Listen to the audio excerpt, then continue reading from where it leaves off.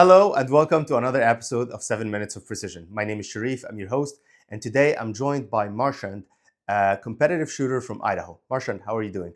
I'm doing great. Thanks for having me on your show, and it's good to talk to you. Absolutely. So let's start by talking a little bit about you and how did you get into the precision shooting? I like to say by luck, kind of. It was kind Okay. of a meandering process. I didn't really grow up shooting or hunting, but as an adult, I started to have an interest in that. And so I started with buying a pistol and taking some classes there. Then I discovered that, having a pistol made me feel safer as far as self defense, but it also was really fun. And I was kind Mhm. of aware of things like three gun and, some competitive things. Um, but it hadn't really entered my mind that that might be something that I would do. I started hunting later and I started out bird hunting and then I started getting interested in doing some big game hunting. And so I started hunting with my dad. My dad and brothers always hunted. I just hadn't gotten into it. Okay. And once I went hunting, I realized that there was just so much that I didn't know, but I loved it. And so I felt responsible too that you have to be a good shooter out there. Like you want to be able to make a good shot on an animal. For sure. And so in my mind, I was like, I need to learn how to do this better. I don't know what that looks like. And I had some friends that invited me to go to the Portland Sportsman Show, which is in Oregon. And I was Mhm. living in Washington at the time. And I honestly tried to talk them out of it. I was like, oh no, maybe I'll go next time. And they were like, no, you're going. Just, grab your stuff, let's go. And so I got to the show and I was kind of wandering around and I saw a booth that had a video of the precision rifle of a match. And Okay. so I asked the guys at the booth, I'm like, what's this? Can you tell me about it? And I started talking with them. And it turned out that they were in Washington and they actually were only like an hour from where I lived. So this Oh, whole time, this wonderful sport was like right in my backyard. I had no idea. And so they just said, hey, we always need help at matches. Why don't you come in? We'll show you how to RO. And then you can just kind of see what you think. We'll let you shoot some guns. And I had a feeling I was going to like it, but I really, honestly, my impression of it was like, this is probably some local people that kind of get together and they, do this, but they work on shooting. And they invited me to come to an RO training. And so I went to this place out in the middle of nowhere by myself. I didn't know a single person. The people that I had met weren't going to be there yet. And so the person that was setting up the match was Jake Vibert. And I had no idea who Jake was. He and Nick Godarzi were putting on a match coming up. And so they were training ROs. And so I'd never looked through a spotting scope.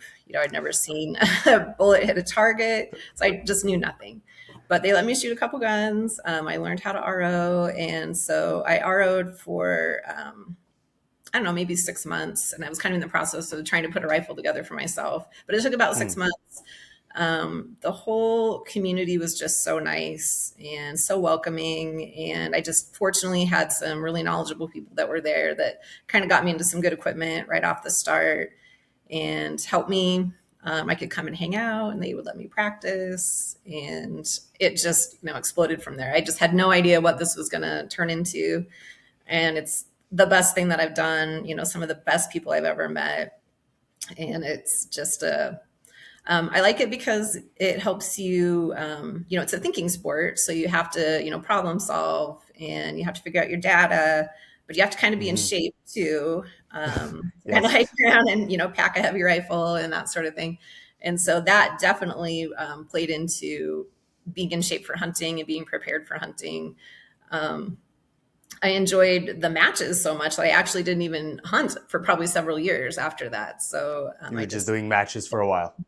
yeah, I just was And so in love with it. I just wanted to completely immerse myself into it, and it's been wonderful. how many years ago did you start shooting PRS and NRL hunter matches? I think for PRS, I think it's been about 8 years. I think maybe, and Wow. then the Okay. NRL, I think 3 or 4 years, maybe. Hmm. Yeah. Okay. Um, your first rifle, you just said you were putting your first rifle together. Was it like Mhm. a factory rifle, or did you actually start with something a little bit more Um, custom?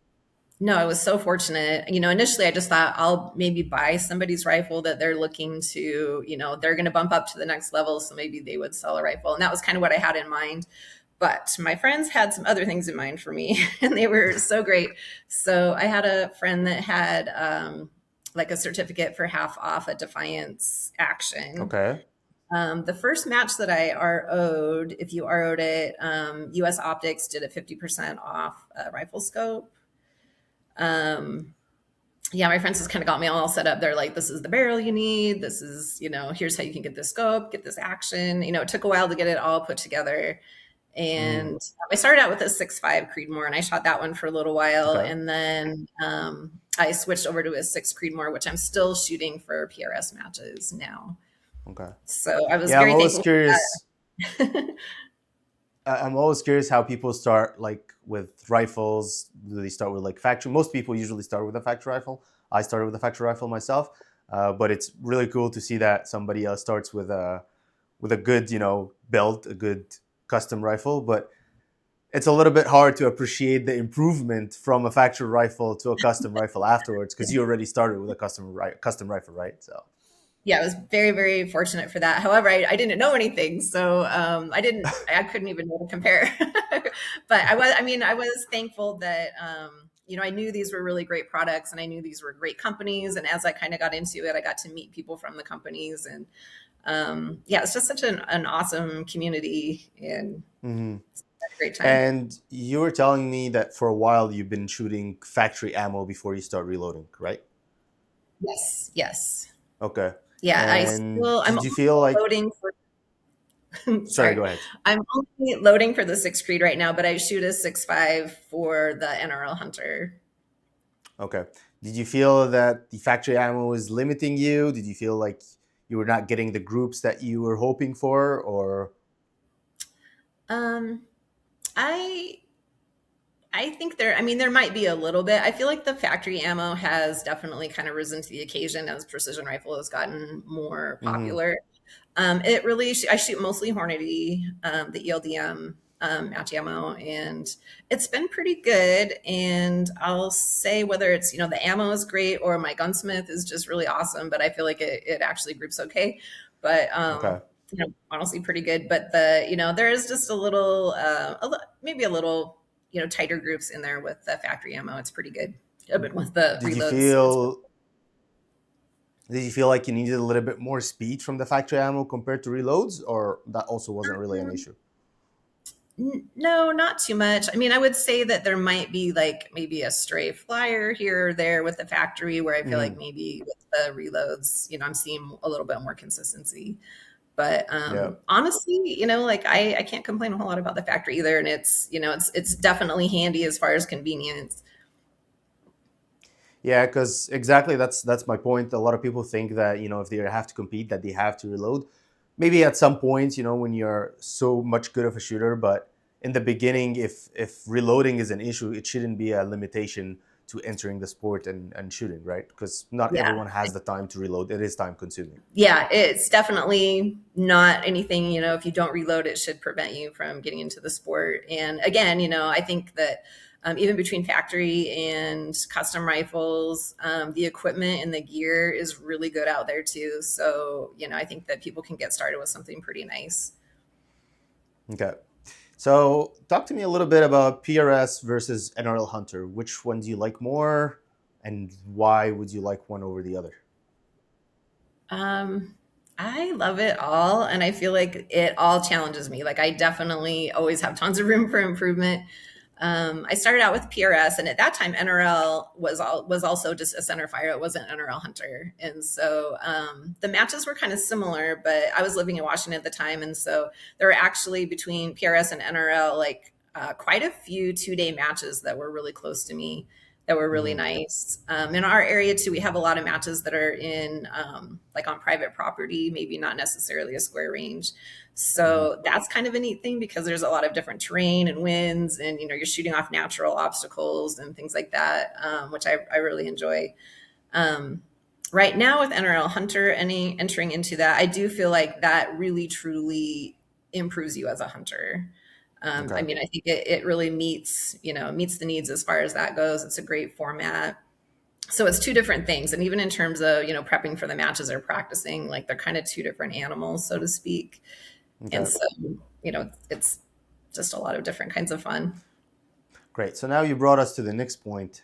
How do you prepare for your matches? Whether you do any dry fire or practice before the match, or whether before your stages. For practice prior to a match, I do like to do some dry fire, and sometimes it depends on maybe how long it's been since I've been to a match. I might dry fire it more. Hmm. Sometimes I might want to just maybe work on. I'm slow physically, it seems like. So for me, probably dry fire is a little bit of just trying to manipulate things smoothly, like kind of maybe shave some time off there. And that's always kind of a struggle for me, is that I'm just not the fastest. I think I'm, especially with just a heavier rifle, it's just a little Hmm. bit more for me to maneuver around. And that is one nice thing with the NRL Hunter, the rifles are a little bit lighter. Um, Okay.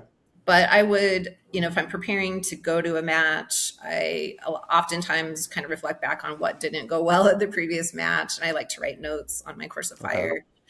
Although usually if there's something I didn't like, it's pretty, fused in my brain that that's something that I want to work on. So I may focus on that. And I try to have kind of a goal for my practice. So I try to make it kind of ammo efficient and not just go out and just shoot for whatever, but to try to be like, okay, I'm going to work on rear tripod. I'm going to work on, shooting off a tank trap, or I'm going Hmm. to work on transitions, that sort of a thing. So I try to be kind of specific about that part of it.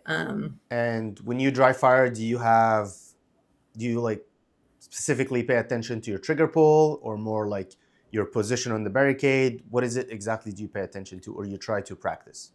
I think a lot about fundamentals, just like going through just kind of the steps of like fundamentals of marksmanship type of thing. Hmm. Um, and again, kind of it's almost like just trying to be efficient with movement, that sort of a thing.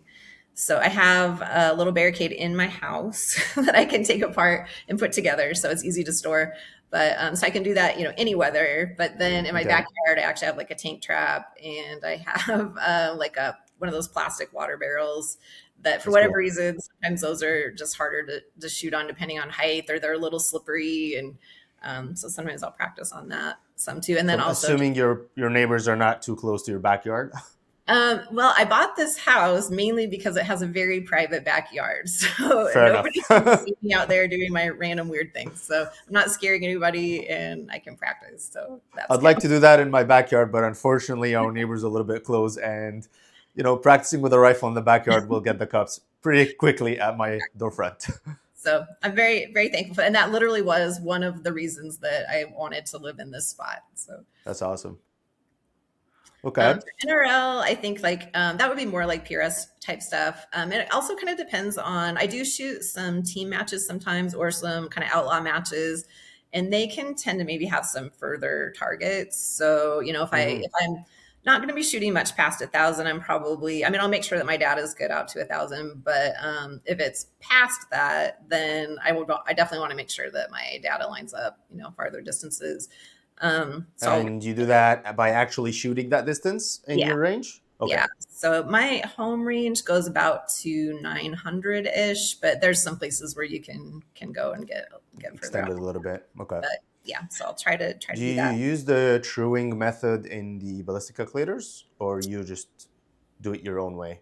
A little bit my own way.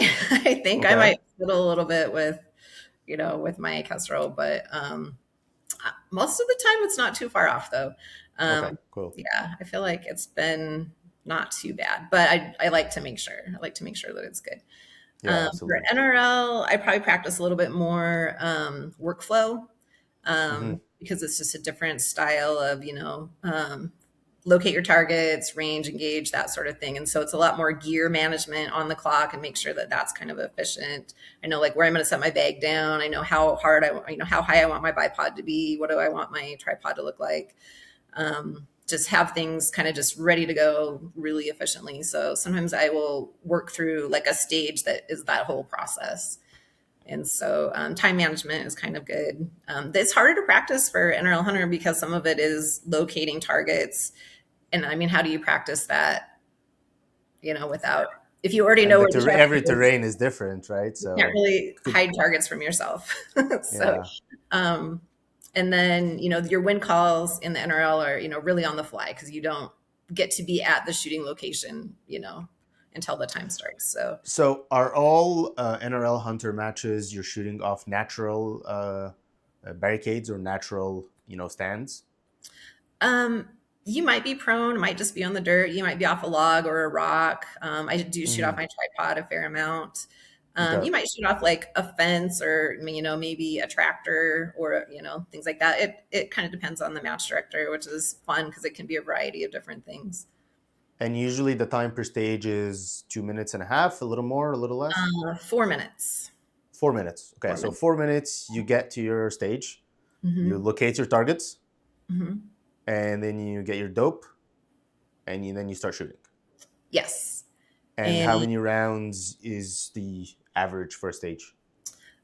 it's such a neat format. Like it's kind of a lower round count type of a match, which is kind of good, Mm-hmm. just like cost wise. But so you're always going to have either one target, four positions, four targets, one position, or two targets, two positions. So you do know Mm-hmm. that going in. You know you're looking for a coyote target or that sort of Right. thing, and then you're going to have left and right limiters. So you kind of know from your kind of designated glassing location, where your targets might be.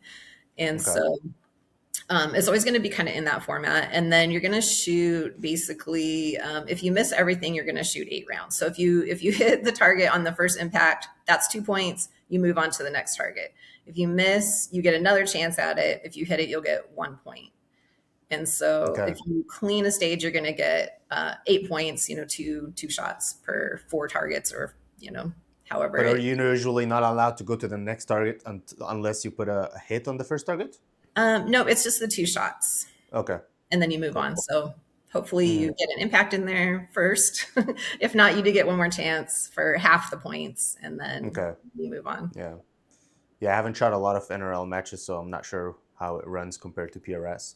Oh, it's so much Cool. fun. It's just like crazy chaos. It's just, there's just a lot of things you have to do, in that period of time. And it's fun, like thinking on the fly. The neat thing about that too is it really does emphasize problem solving because you have a designated area that is, position one, but you can set up your position anywhere within arm's reach of that Mm, position. So maybe the designated spot is on a log, and maybe you can lay down prone beside the log. And so, you have a lot of individual problem solving that you can do, which is it's a lot of fun. and you're usually shooting in squads, so a squad of 8 shooters or something, or not really? Um, it can vary, and you are with a squad. So here's the difference in PRS too, and this is preparation, versus NRL Hunter. You go with your squad and you hang out at a staging area, and you can't see anything about your stage, so you just hang out and talk. So you really get to Yeah. know people really well. It's just a really great, kind of social aspect of that style of match. Whereas, at PRS more, you're looking at the targets, you're watching the wind, you're looking how people are building their positions, and you're still talking and having fun, but there's a You're lot more. able to absorb information from the stage that you're going to be shooting. Exactly. Yeah. Yeah, yeah. Because when you were saying the problem solving, you have to figure out how you're going to shoot this stage. I was thinking, well, are you looking at the other shooters before you, and you're like figuring out what they did, and you're trying to see if that works for you or not. But I guess in an RL, you can't really do that. Yeah. Yeah. It Okay. makes it fun.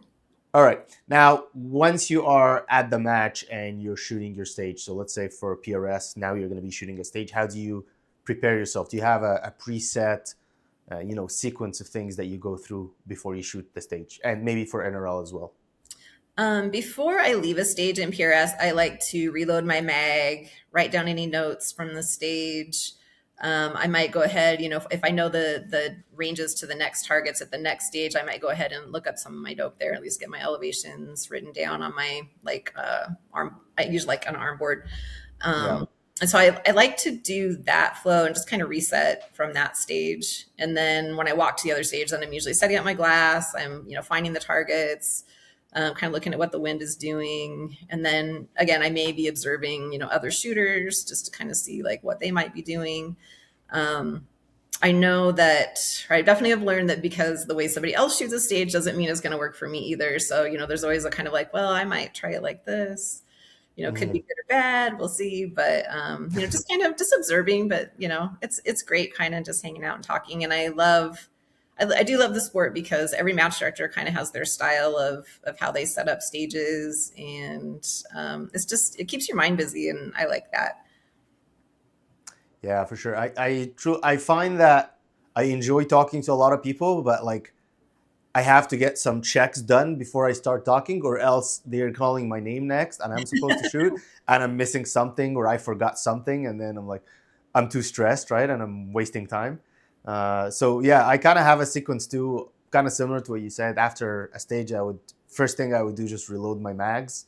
And then after that, I would look at the next, if I have the booklet, I'll look at the next stage, just read through it, understand what's the stage. And then if I do have the distances, I'll start getting my dope, writing it down on my armband. And the moment I get there, before I get busy with anything else, I try to locate the targets. Exactly. Yeah. I found though that locating the targets may be tricky because if you don't pay too much attention and if you're not, I try to stay right behind the barricade that we're shooting off Yes. of, because once you get to the barricade, if you're at an angle, everything looks slightly different. And under time stress, sometimes you are not even able to locate your targets. And you're like, what the hell? Okay, it looks I just completely saw the different. targets. Oh, I know. I hate it when I do that to myself. And that has definitely been, more than one time that, yeah, you get up there and Yeah. you're like, this looks nothing like what I thought it was going to look like. Where's my target at now? Yeah. So everyone is trying to, like, buckle behind the barricade so they're able to locate the targets. But you have to be careful, especially when you're looking for, indicators of where the targets. If you're looking, oh well, that target is right off this tree. Okay, cool. But if you're looking at an angle, you get confused, especially if the terrain has a lot of trees or things like that. Yeah, it's amazing how the angle can change the Oh perspective. yeah, yeah. And for NRL, I'm assuming there, like, what kind of preparations you do before stage? What kind of information you have that you're able to use for your advantage? It's pretty quick for that. So of course I do once I've, vacated the last stage and get my gear off to the next one, I of course, kind of go through a similar reset. Again, oh, I should have thought about this. Maybe I could have built this position instead. And I may write some notes. I have just like a little notepad. Hmm. But I'm gonna make sure that I have reloaded my mag, and then I'm gonna head off to the next staging area. And they usually have a placard that will tell you what your targets are and what the format is.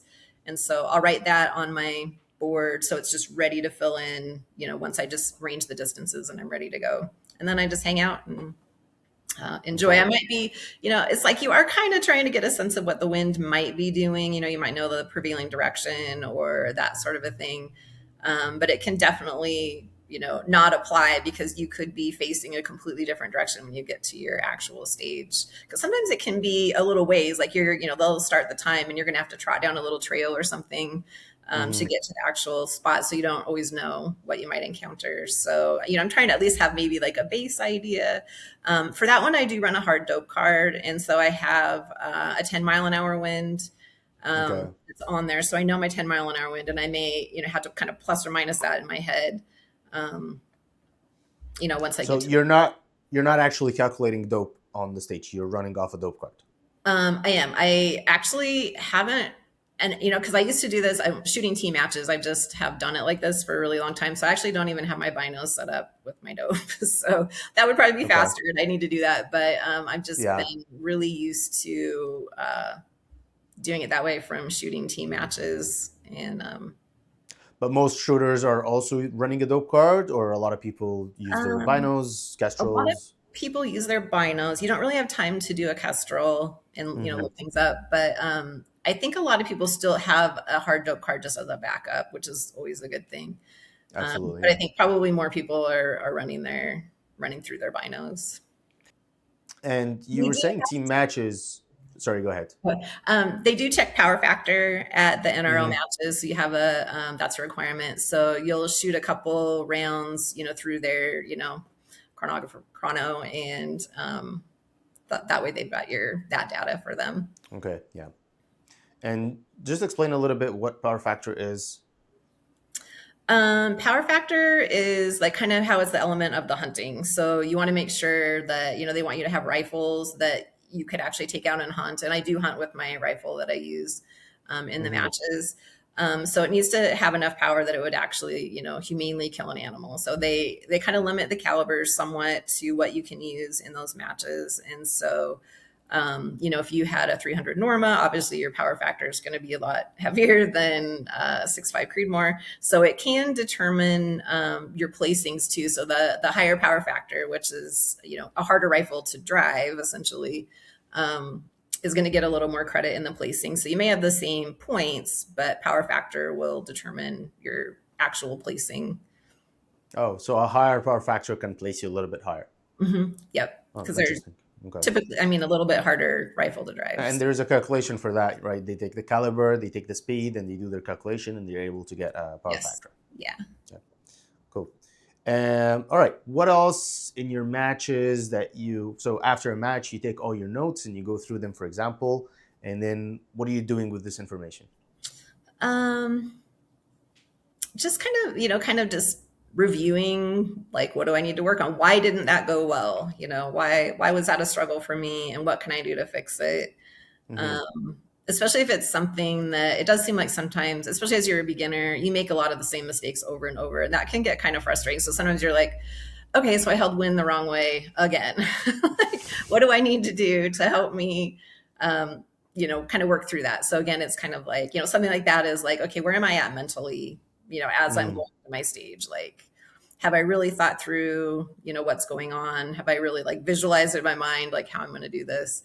And so sometimes it might be, a physical task. I need to work on rear tripod more, or a mental task. What do I need to do to mentally prep for a stage? So it can vary, and there's usually plenty. Yeah, there's always room for improvements. There's always Yep. things that you can. I also have I try to write in the back of the match booklet if there are specific things that I want to work on, or specific mistakes that cost me, a couple of rounds or a couple of hits because I wasn't able to locate the target at the stage, but I did locate it before. So things like that, I also write it down and Exactly. try to practice. I also have a barricade in my house that I try to do some dry fire with, and I try to have a sequence of like things that I have to do the moment I approach a barricade. So, okay, well, I can see the target. I seated the rifle well. I made sure that it's actually stable. Then I get a stable position myself behind the rifle. I try to have this muscle memory of doing the same thing over and over and over so I don't have to think about it when I'm at a stage. I found that a lot of times I would place my rifle in the barricade, and then I would get carried away with the targets and everything downrange. That my rifle is not even stable in the barricade. It's not properly seated. It's not pushed against the barricade and against the bag. So once I start shooting, it's not stable. Even if I'm having a stable position, well, the rifle is not stable. So small things like this. That's what I found that dry fire really helps with. So that's what I try to do when I dry fire at home. Because when you dry fire with a pistol, it's a little bit different than when you dry fire with a rifle on a barricade, right? Absolutely. Yeah. Yeah. Okay. Any other things that you do at a match that you think can be helpful or helping you improve your shooting? Um, hmm.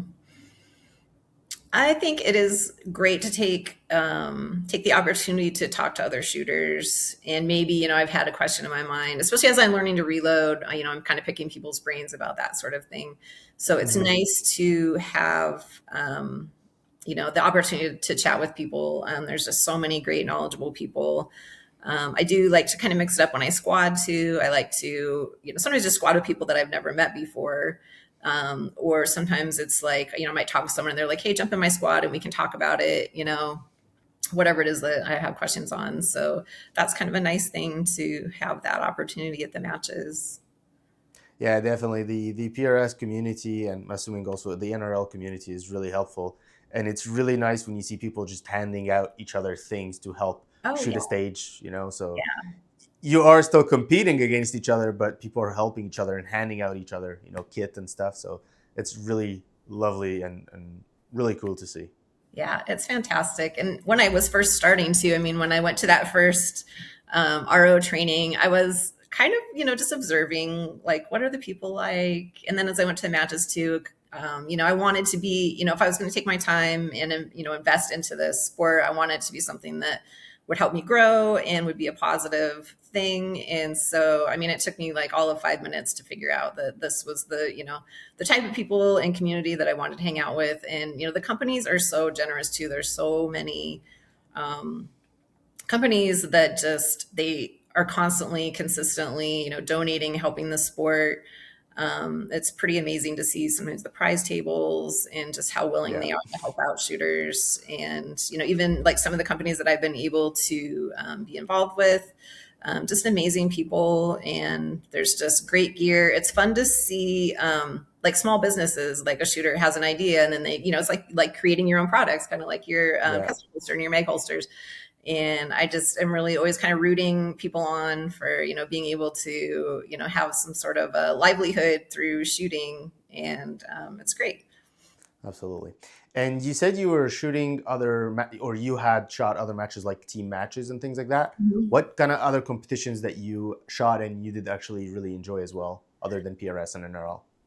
In my area, there's a series called Rifleman's Team Challenge, and you can Okay. shoot it as an individual, but it's essentially a team type match. They're set up a little bit differently. Sometimes they might have pistol, so I have to work on that if I know I'm going to be shooting one of those. And they're a field match typically, and so you might have some different skills that you're going to use. So if I know I'm heading to one of those, I might work on some other things. There's Hmm. oftentimes a lot of moving targets in that series, which are so much fun. I absolutely love those. You might do more like a traditional standing, kneeling, sitting type shooting. Sometimes maybe like loopholes or unknown distance targets. So there's a few different things there. And a lot of times they might have the opportunity to shoot out some farther distances too. Hmm. And So you're a shooter spotter usually, and you could also have closer targets for pistol. Yeah, usually pistol is close. And a lot of times that's more of like a time suck kind of to like once you have to engage the pistol target so many times to move on to your rifle. And Okay. so if you can engage that quickly, then you can get to your rifle quickly, that So sort of in the same stage, you would be shooting pistol after that holstering and then moving to the thing. rifle section. Yeah. Yeah. Okay. Usually they might have you actually leave your rifle at the pistol area too, a lot of times. But yeah, so you Yeah, might just be for like safety. shooter one shoots the whole course of fire, then shooter two shoots the whole course of fire. Or sometimes you can alternate where, like, say you're both laying prone and shooter one engages target one, then shooter two engages target one, and then you move on to Oh, target two. So it kind of depends. So that's kind of a problem solving thing too, to figuring out what's the most efficient way. And then which shooter, who's the stronger shooter of the team, maybe, who's going to shoot first, who's going to shoot last, and working together again on the win calls. And there's a lot of like communicating vocally throughout the stage and helping each other so, build positions. so the spotter in this case is allowed to actually give input during the match, during Yes. the course of fire, right? Yes. And corrections. Okay, Hmm. that's really cool. Yeah. Yeah. We would like to have some of these matches around here. I haven't had the chance of shooting one yet, but I would really like to shoot one of those team matches. I think they would be really cool.